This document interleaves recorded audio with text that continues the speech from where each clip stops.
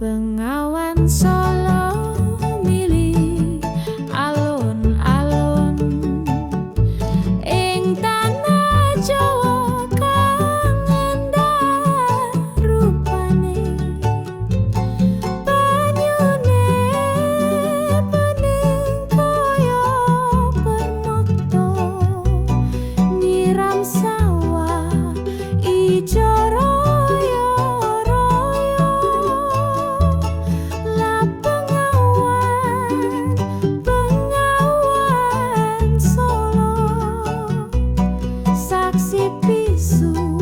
sejarahe bangsa saka wana kiri tekan sekara, nggawa crita jaman biyen.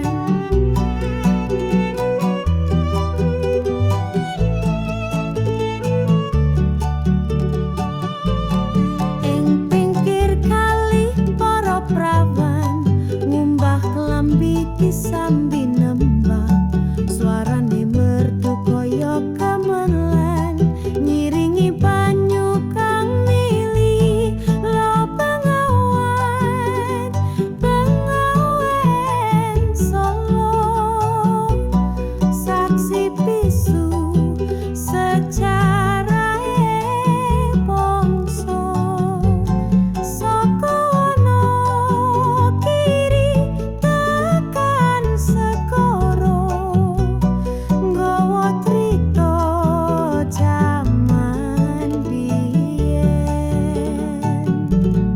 Keraton Jogja jangkep ngadhek tuku putih dhuwur mejangkung, Bengawan Solo tetep setya milih ing bumi Mataram.